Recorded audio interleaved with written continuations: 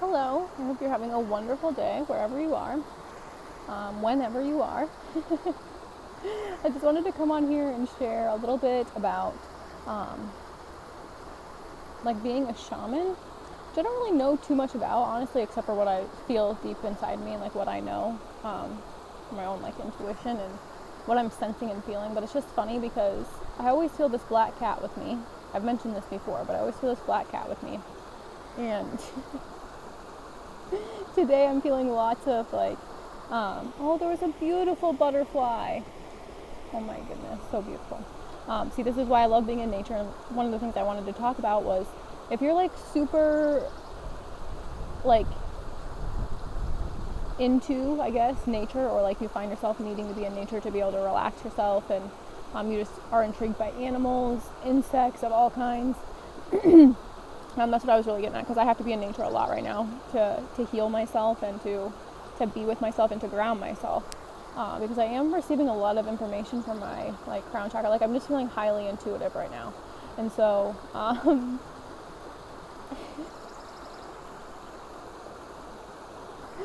I'm just out here, and I have these like use visualization a lot to help me heal, especially to heal like energetic cords and to just like let go of like anger. I use my animal, and I didn't even realize it today, but I'm like wearing all black, like black pants, black tank top.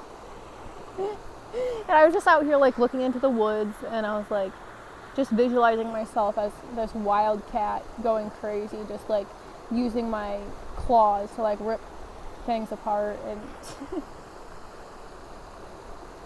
to let my rage out. And I just think it's funny because like a lot of women don't allow themselves to feel rage, but it's okay to feel rage as long as you're like using it constructively.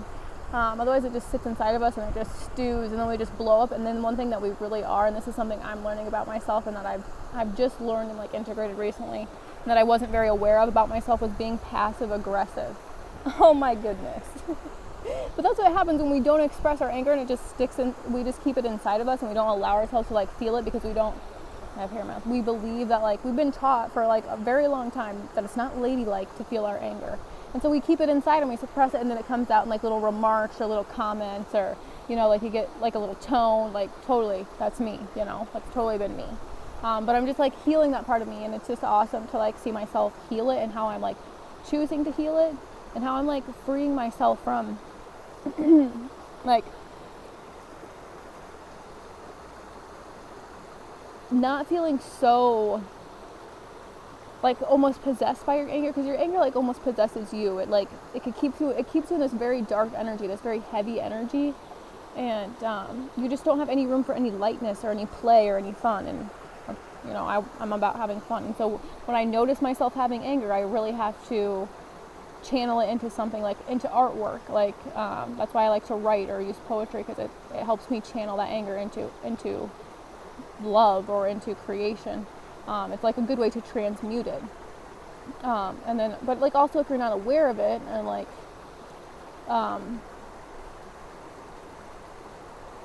then it can create, you know, unnecessary conflict, I guess.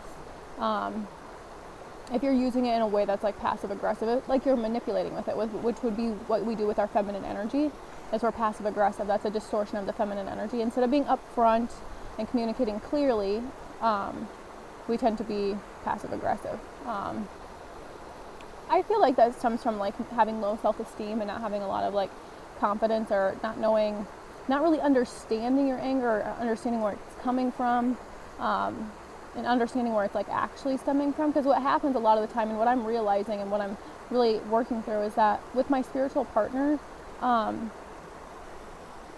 get angry, and I have let myself be bound by this like relationship. That's how I see it. Even though it doesn't look like what you would consider a standard relationship, it's a connection on a deeper level. And so you can feel bound by that energy because, well, honestly, I did. I felt bound by it because I thought that in me sharing my truth and me speaking my truth, that I was doing something wrong. But what I've been learning, what I'm recognizing, is that without this relationship, I wouldn't have been able to be taught the things I needed to be taught in order to do the things I want to do. And so for me, like not speaking up about what this spiritual relationship has taught me is like just throwing away my gifts, because that's why the divine gave me this opportunity to experience this experience, so that I could learn from it and I could teach other people about it, and really like freeing myself from like, because a lot of the times I'd be like, no, I don't want to speak this because I don't want to, like, I don't want to make him angry, or I don't want to upset him, and so I held myself back and I gave my power away. And that's what I'm just recognizing. It's like, it's not, all I can do is be honest. All I can do is speak my truth. All I can do is share what is happening for me and let the rest be what it is, you know? And when we like tie ourselves to, or we attach ourselves, that's where we attach, you know, we use attachment. And I was just sitting out here thinking, and I was like, how unbelievable is it that like it's more common to have attachments than it is to like love unconditionally, to love freely. And that's like honestly what I came here to teach people, is like I want people to know what it feels like to truly love, not this attachment, not what we think love is, but to truly love. And that's just something that I'm learning about myself, and something like, and that's why I deal with a lot of anger, because one, I've held myself back, and two, because sometimes this experience is hard for me to understand. Actually, I don't understand it at all, honestly. It's nothing that could ever be understood with the logical mind, and that's why I rely on my feelings.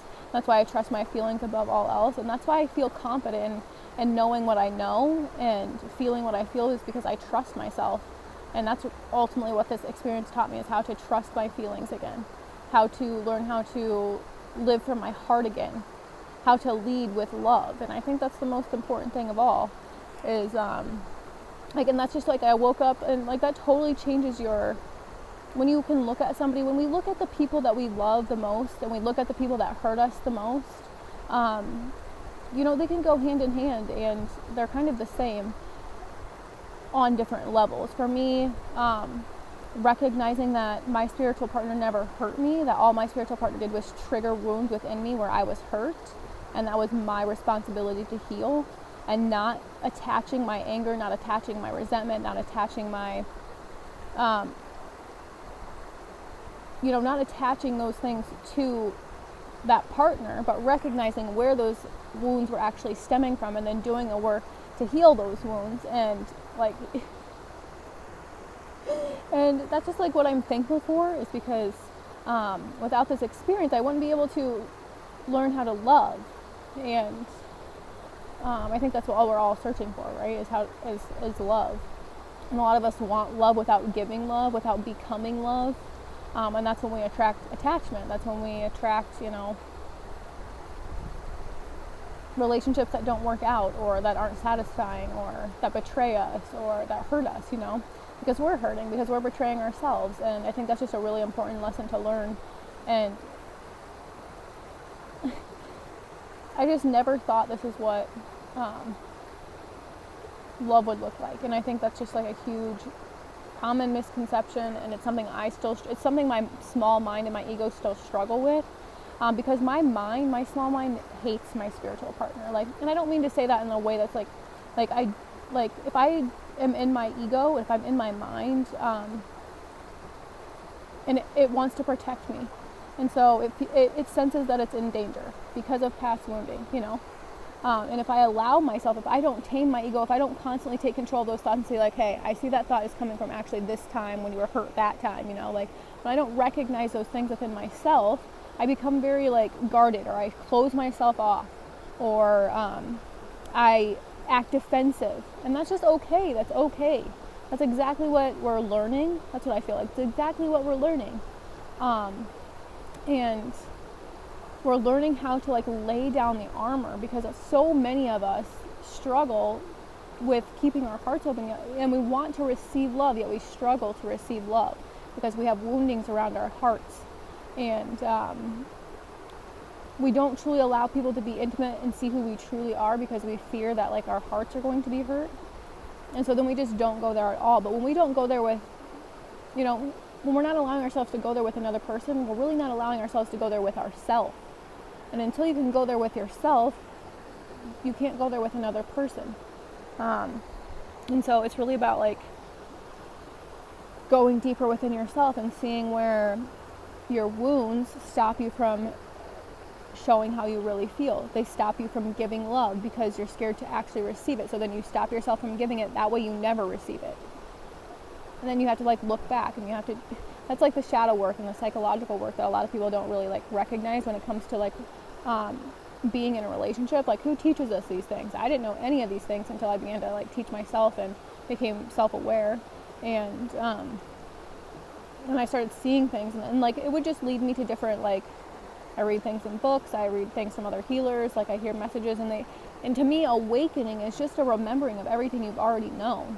And so you have tons of wisdom and knowledge deep inside you, and you can access it by healing your subconscious, because every memory, every single thing we've learned, every single thing we've seen, like every memory we have, it's stored in our subconscious from lifetimes. I mean, the subconscious is infinite. So when you can access parts of your subconscious that are like buried underneath, how much TV have you watched for lifetimes, you know, like everything we've watched on TV is stored in our minds. Everything we hear on TV is stored in our heads, and they are voices that we hear in our heads, you know, like what is the tape that you're playing in your head? Where are the voices that are replaying in your head coming from? Are they coming from TV? Are they coming from media? Are they coming from people? Like, are they coming from valuable sources? Or are they coming from like unreliable sources, or people that haven't lived the same experiences as you, or people that don't want the same things as you? They'll never be able to give you the information you need. Everything you need is stored within you. And that's what I love, because you can open up to the Akashic records when you heal your subconscious, and you just have this infinite library of endless resources that are available to you at all times. And if there's something you want to know about, then you can obviously do the research outside, obviously, or like if you're direct, you'll be direct. That's what has happened to me. I'll become curious about the information. I think about the information a lot. I receive visions, and then something is brought into my physical world, like maybe a book that I needed to, like something that the universe or spirit has actually brought to me that I actually prayed for. But that's why we have to be open to opportunities, and we have to be open to miracles coming in little things. Like I went to the library and I checked out a book, and as I was reading this book, I was like, oh my gosh, this is exactly what I needed to hear. I didn't go to the library saying, Spirit, help me find a book. No, that wasn't it. I just went to the library because I wanted to get some books. I felt called to go to the library. That was the first time. My intuition was like, you know, and so I felt called to go to the library. I went to the library. I got the book, and it wasn't until I was home and I was reading it that I was like, okay, thank you. But at the time I didn't know it, and I wasn't like, yes, this is exactly it. This was exactly, you know, like it's not about that. It's like following your intuition, and you're slightly nudged. You'll be nudged to every little thing, every little clue along the way. You'll be nudged. And that's what I didn't realize was happening for me. And like, that's something I'm awakening to now. It's like realizing that I'm being supported the whole way. But sometimes we have to like take that intuitive step, and then not until later will we recognize that we've been given information. We might not recognize it till later. Or sometimes even when I watch readings from other like card readers, which I don't, there's only a select few that I watch, but like even if that message doesn't resonate for me right away at that moment, I'll ask a question maybe later on to my guides, and then they'll show me that picture of that certain card or that certain message that I heard. So it's not always like the information you're taking in isn't always going to be presented to you fully at one time. Like, you're not going to be dumped a lot of information, because we wouldn't be able to handle that. We would not be able to process that. So we're just given little clues along the way that are pointing us in the right direction. Like, yes, like or this is what you need to know, or like I might, like you ask a question, then you are given this book, and the book gives you the answer. Or it doesn't even have to work with books. Maybe you're directed to like a TV show or a documentary, or there's something like, there's little clues everywhere. If we're aware, we can learn in every single moment. Every time we see something, we're presented with an opportunity to learn more about who we are, to dive deeper into ourselves. And that creates true intimacy. That creates intimacy within yourself.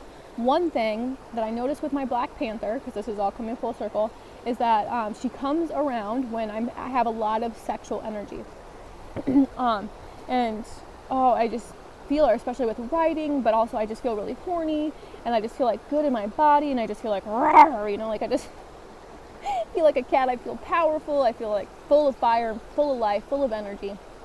And it's just, and I just want to run, and like, this is where like I love being a shaman comes in, because I can like see my claws like digging into the earth, and like I'm just running super fast. It's just like And it's like cool, I can actually feel it. Or I like to watch birds fly and stuff. Anyway, back to my Black Panther. That's what I call it, but maybe it's a jaguar. I don't know how you say it. Maybe that's wrong. I don't know. Anyway, there's some big black cat with me that feels very powerful. And anyway, so what I'm picking up on is there's a lot of people that are struggling to be intimate from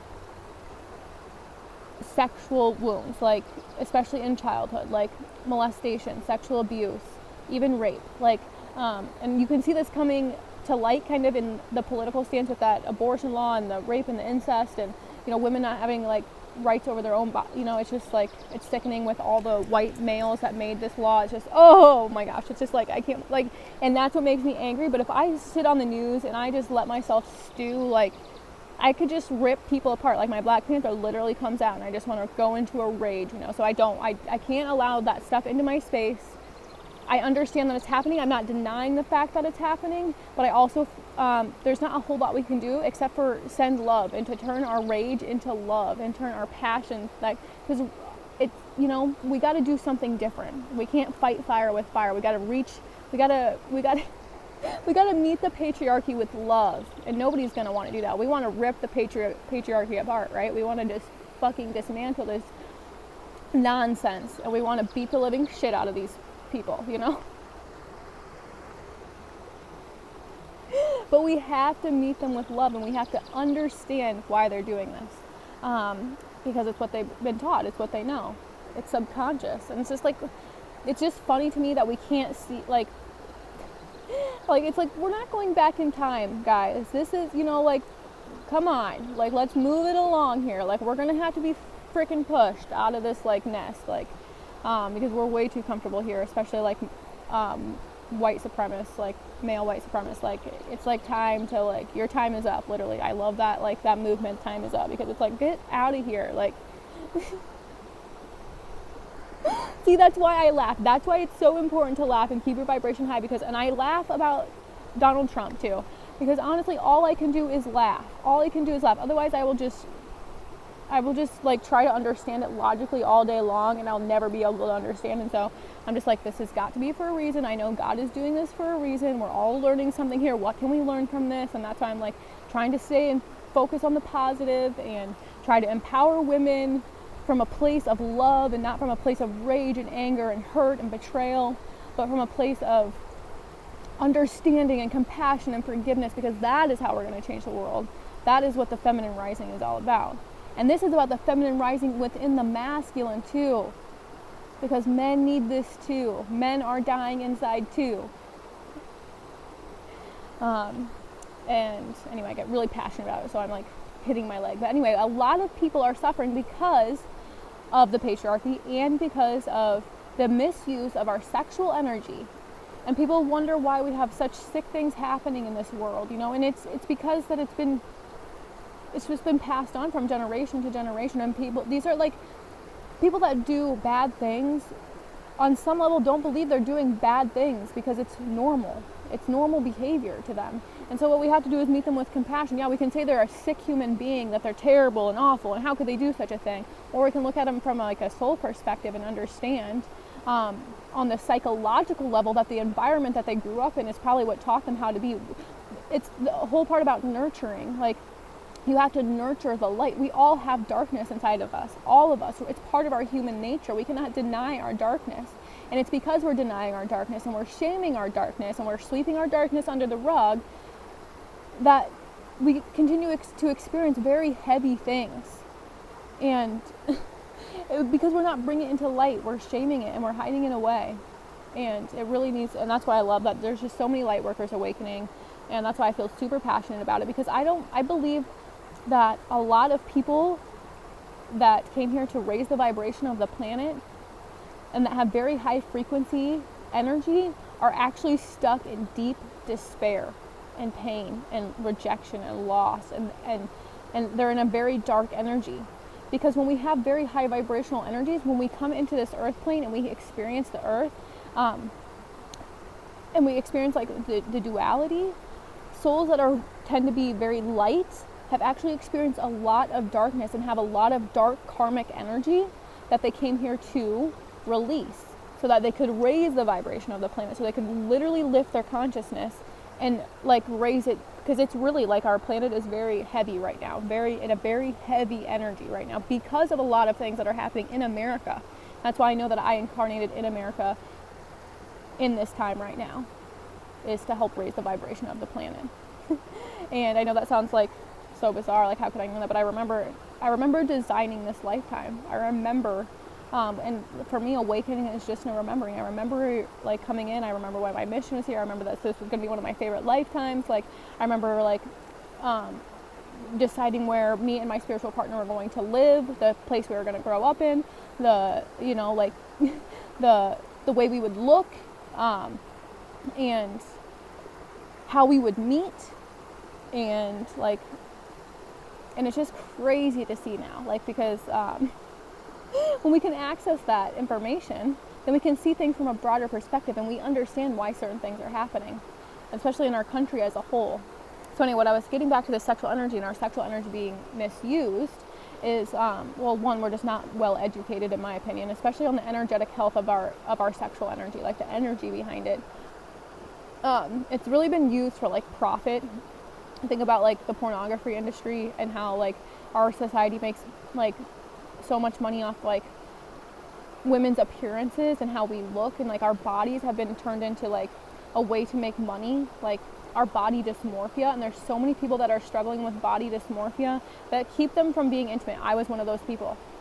I was so ashamed of my body because I was comparing it to what I thought a woman should look like, that I couldn't even look at myself, that I was just disgusted by myself. And that stopped me from being intimate with another person, because I thought that person was just seeing me as I was seeing me, which was disgusting and, unworthy. And I just think that that's sickening, that that's happening to a lot of women. And what happens to a lot of women like this is a lot of women who experience like sexual abuse, especially like maybe in this lifetime, just have a very strong sexual energy, and it's just a karmic thing. And one thing that's really hard, especially with sexual abuse in any form, to any gender, to anyone, is how could this be something that I would choose to experience? Like, how could I choose this? Or like, how was this like, because it makes you feel powerless. And what I believe is that a lot of people, especially with the people that they were raped by or hurt by, or sexually abused in this lifetime, it has happened before, but maybe the opposite, maybe you did it to them in a different lifetime, and kind of seeing it like that and looking at it from a soul perspective. And that's going to be really hard for people to understand or to really wrap their mind around, because it's easier to be in a victim consciousness, it's easier to blame, but it's also about knowing that it's not something that you deserve, but also understanding that it's something that you attracted on some subconscious level that maybe you weren't aware of. And that's the only way to heal it, is to get to the root of it, because otherwise it will continue to pop up. It'll continue to pop up and block you. It'll continue to be a block from opening up to intimacy. So anybody that's experienced any kind of sexual trauma in this lifetime at all is probably struggling with intimacy.